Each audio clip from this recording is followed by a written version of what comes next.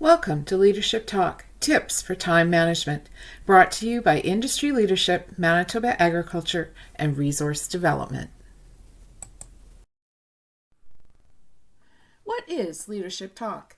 Manitoba Agriculture and Resource Development industry leadership staff provide free webinars on building the organizational capacity within the agriculture sector, which results in high-performing organizations. This content is designed for informational purposes only. This information is not intended to be a substitute for professional advice. Organizations should consult their professional advisors related to specific situations. Today's webinar will look at why time management is important, how to plan for time management, techniques for managing procrastination, and finally, some tips for managing your time.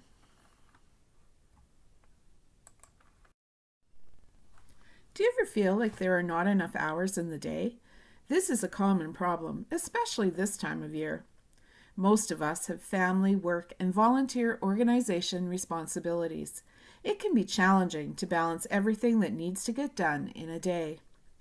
Learning how to manage your time will give you some space in your day and will help you to keep a balance between your work time and family time, accomplish priority items, have time to do what you want to do without feeling guilty, gain a sense of accomplishment, and reduce stress by not wasting time on what's not important. 86,400. This is the number of seconds in a 24-hour day. It is up to each of us to determine how we are going to use or manage these seconds. Time management is really self-management. A wise man said, "Don't say you don't have enough time. You have exactly the same number of hours per day that were given to Helen Keller, Pasteur, Michelangelo, Mother Teresa, Leonardo da Vinci, Thomas Jefferson, and Albert Einstein." Depending on your needs, a time management plan could be very simple or quite complex. However, all plans include goal setting, determining priorities, working systematically, and creating good working habits. This example sets the goal with a timeline and then breaks the larger goal down into smaller pieces. What are the things that need to happen to achieve the larger goal? Number the tasks in order of priority and check them off as they are completed. As you know, it can be very satisfying to cross something off of a to-do list. Assigning a deadline is very helpful. Without a deadline, you have a wish list. This tactic forces clarity and stimulates accountability. The Balance Planner sets up daily priorities. It balances your day into self, family, and work. A great idea. We often don't leave time in our day for ourselves. Make appointments with yourself to think, plan, prepare, recharge, and relax. Make sure to include self, family, and work in your plan. When you write the to-do list, identify what has to happen today and what is serendipity, would be nice but doesn't have to happen today, or perhaps not at all. These are just two examples. You will find other time management plan templates on the internet.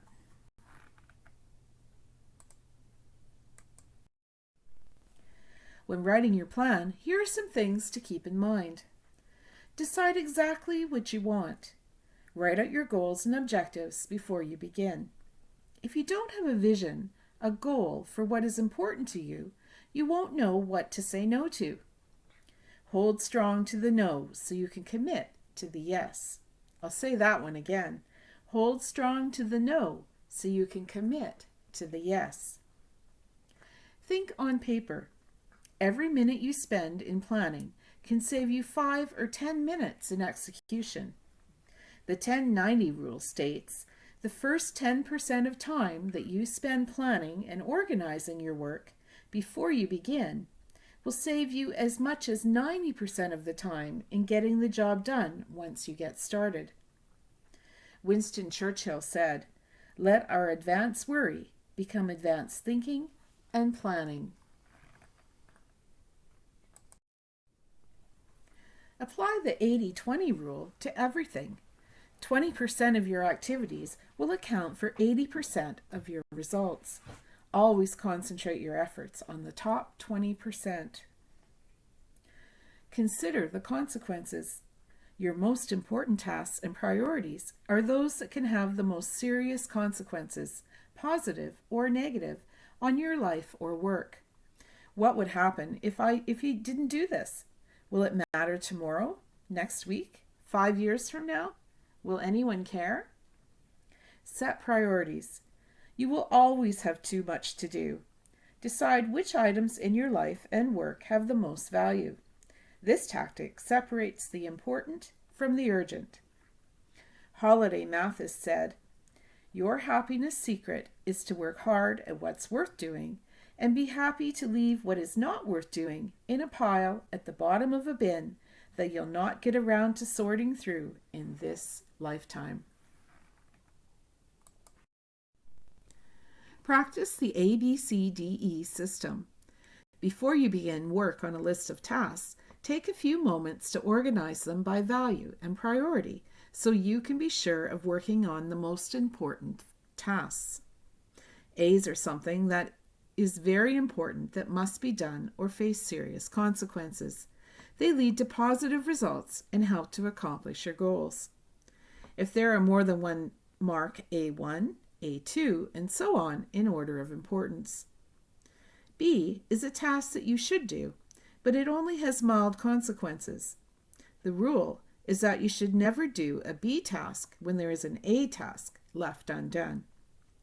Try not to be distracted by a should-do task when a big priority task is waiting to be accomplished. C is something that would be nice to do, but there are no consequences if it doesn't get done.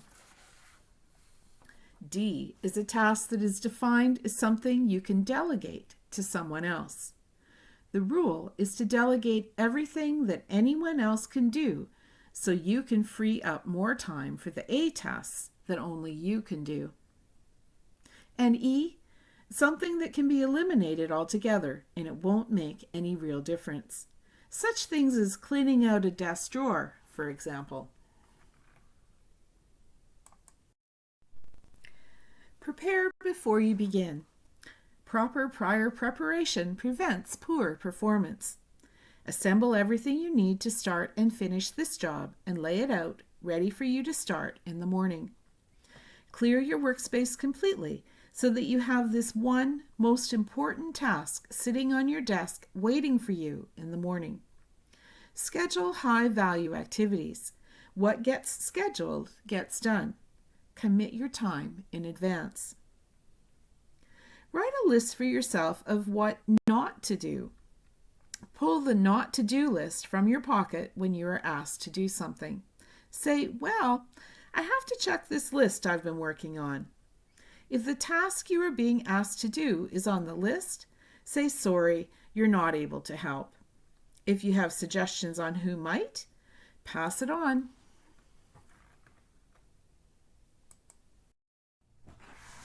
Practice creative procrastination. One of the biggest hurdles to getting a to-do list completed is procrastination. Procrastination is putting off what is overwhelming, painful, unpleasant, or difficult. It often is caused by a lack of focus, a fear of complex tasks, and uncertainty. One technique to break free of procrastination is to use the Pomodoro technique, which was developed by Francesco Cirillo. The idea is that you remove extra noise, mute cell phone notifications, wear headphones, don't look at emails, and set a timer for 25 minutes to do a particular task. 25 minutes is enough time to stay focused and productive without burning out. You also don't need to wait for inspiration. The goal of doing it within a specific time frame activates the brain. Take 5-minute breaks in between each 25-minute time frame. It has been found that regular practice of Pomodoro technique helps to overcome writer's block, helps to create creativity on demand, and helps to fight procrastination. There are many apps you can download for a Pomodoro timer.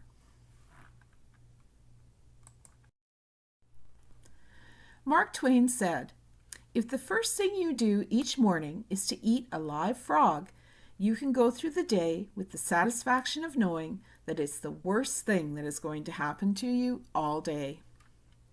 The frog is your biggest, most important task, the one you are most likely to procrastinate on. It can also have the greatest positive impact on moving your goal forward.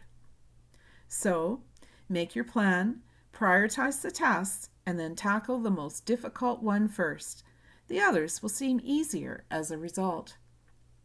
If you have to eat 2 frogs, eat the ugliest one first. This is another way of saying that if you have 2 important tasks before you, start with the biggest, hardest, and most important task first.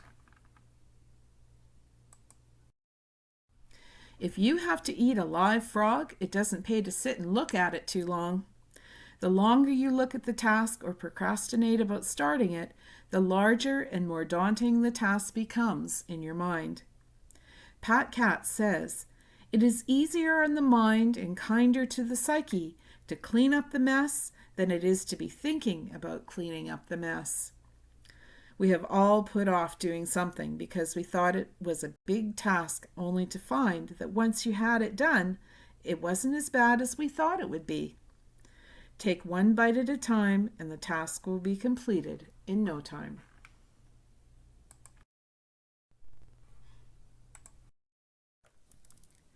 Another technique for dealing with complex work is to use the Swiss cheese technique, developed by Alan Lakin.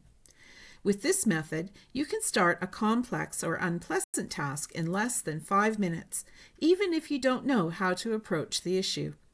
Find something within the range of the task that you can do in 5 minutes, something that you are familiar with, something that is less unpleasant than the other activities.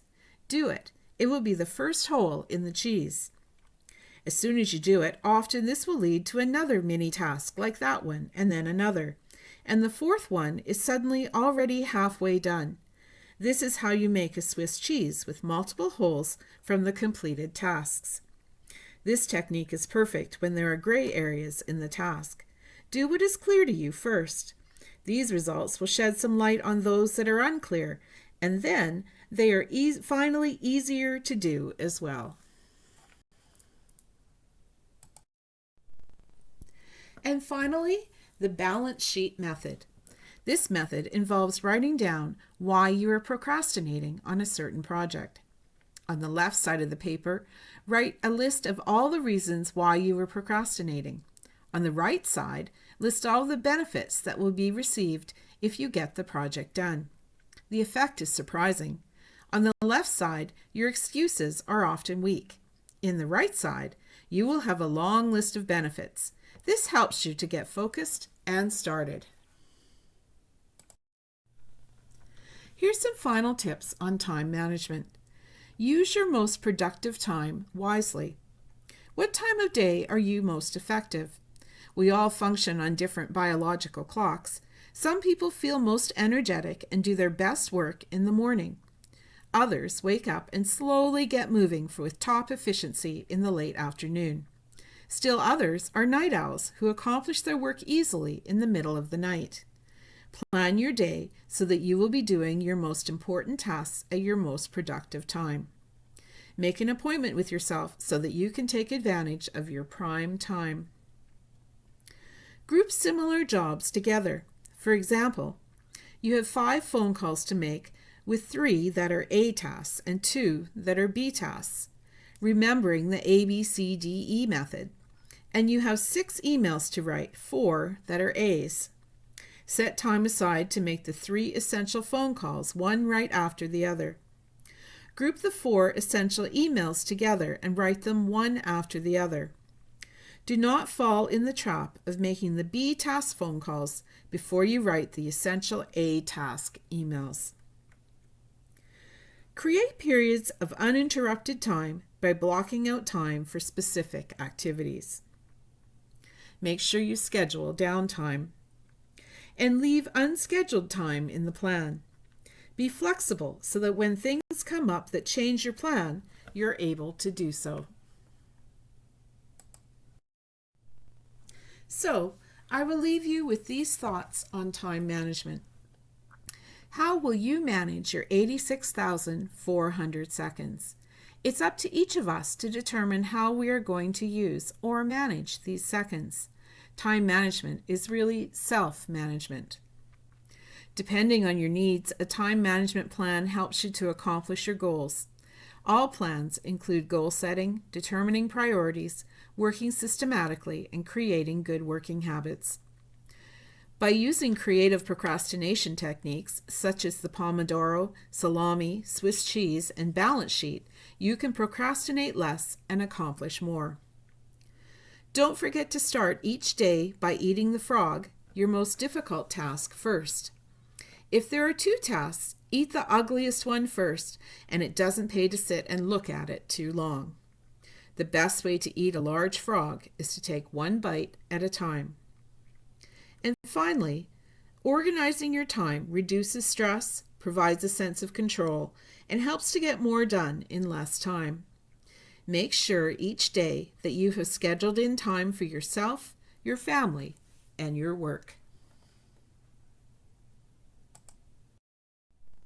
You can stay connected by sending questions to leadership@gov.mb.ca.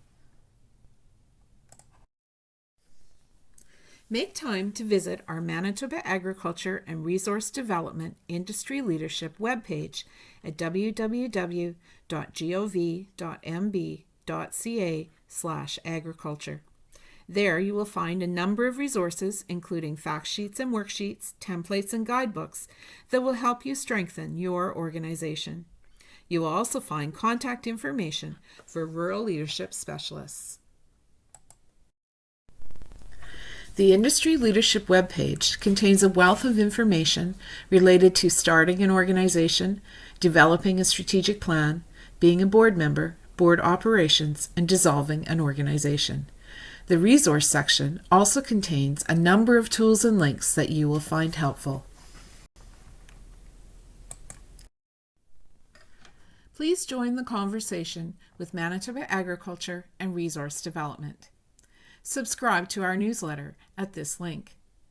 Visit our website, manitoba.ca/agriculture. Call our General Inquiries line, 1-844-769-6224. View our videos on YouTube, youtube.com/Manitoba Agriculture.